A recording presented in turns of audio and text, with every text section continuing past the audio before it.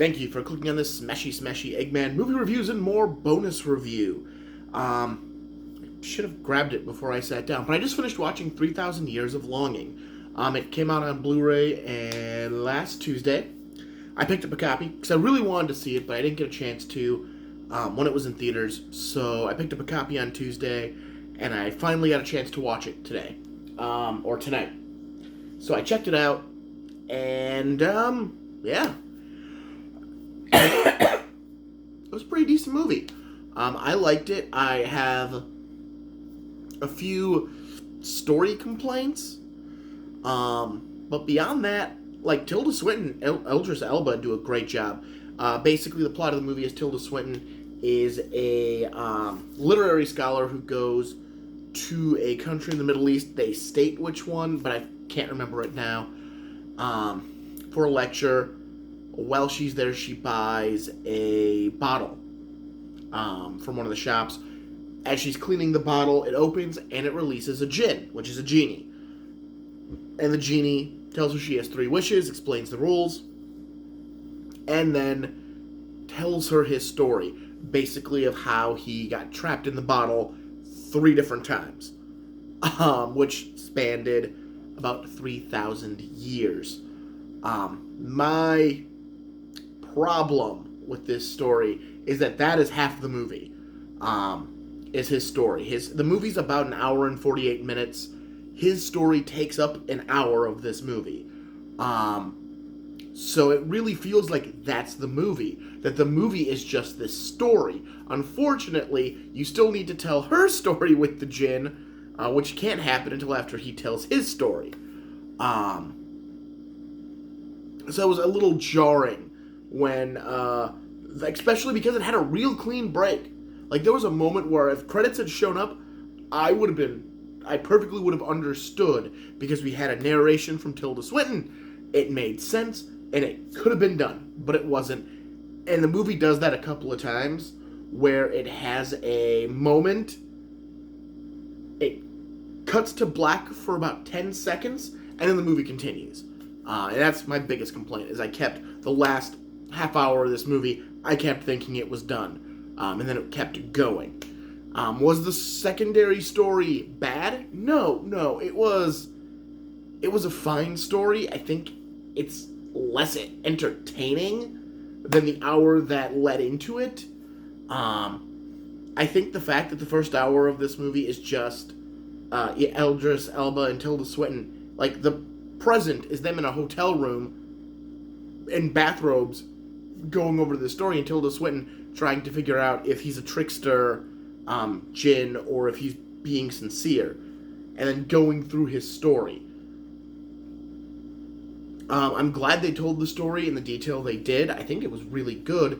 But then once you stopped telling the story of how he got into that bottle, and you start telling the new story, which is her making her first wish, and the djinn now being in reality, because he's magnetic, where humans are made of dust. His statement is humans are made of dust, he is magnetic, so he is screwed with by all the magnetic things we now have in our air. Television, internet, phone, all that stuff. All those waves are screwing with him. But yet he spent this entire time in a busy city's hotel room, and that wasn't a plot point. He interacts with a TV. He interacts with a computer, and he has no issue with it, and now he has one. I think, like, from a storytelling perspective, I think it would have been nice to have set that up early and just have it be a thing. It has the actual ending is quite nice. I enjoyed it. Overall, it's a good movie. I would recommend this movie immensely. I think, again, I think it's a weird, like, balance between the first part of the movie and the second part of the movie. I think it's a weird balance there. It works. I get the story. I get why it's there. And again, I wouldn't want them to cut down the Jin story at all. Like, that was so immersive and so entertaining. I wouldn't have wanted that to have been any shorter than it was. And I get it. You want to give that same type of oomph to the story of the Jin and Tilda Swinton's character. The only issue is, it's because now it's present, it's not narrative, it's not being told, it loses segments. It loses something. It lost something. But yeah, overall, I recommend this movie. If you haven't checked it out, definitely check it out. I think it was very well done, very entertaining. Again, and you might not be, what I just said, oh, this bothered me. You might not be bothered by it at all. Like, you might really enjoy the structure. Again, it's because this is a me thing. This is my opinion. This is my thoughts on it. But that's what they are. Those are my thoughts on 3,000 Years of Longing. It's a hard movie to really dive into because of that narrative structure. I liked it. I liked the structure. Again, I really loved, him telling his story. And that it's not just he's released and then has to go back in the bottle after he grants 3 wishes. It's he grants 3 wishes, he's free. The problem is he's been unable to grant someone 3 wishes. Wait, no, that's not true. He does actually grant someone 3 wishes and still ends up back in the bottle. But that's completely... when you get to that point in the story, it's like, oh, that sucks. So it's just this... it's this really well done movie. And again, since it's primarily just Tilda Swinton and Idris Elba, the flashbacks do have characters. Some of them get dialogue. It's all subtitled for the most part, because they're all speaking the language of the part of the world they're in. So it is very cool to see this kind of film play out. There was one plot thread I'm really surprised didn't get pulled.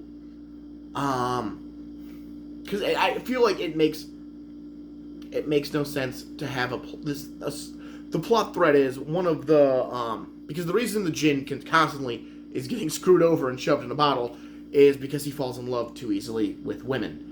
He is actually able to mate with women. They just create humans with Jin DNA in them.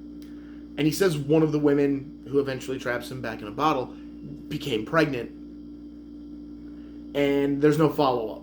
It's a statement, it's made, and it's never followed up on. And I was really expecting there to be a follow-up, that he would eventually find his descendant who would have come from that. Because it's only been 200 years. So technically, there's a good chance there would still be a descendant, a bloodline somewhere. So I was surprised that wasn't a plot thread in the second half.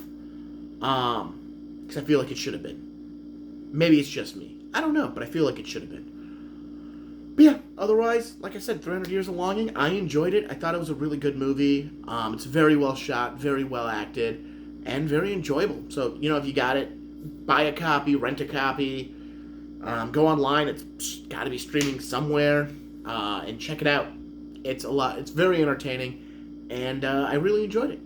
So I'm Martin Privos, Smashy Smashy Eggman Movie Reviews and more, and I will talk to you later. Have a good one.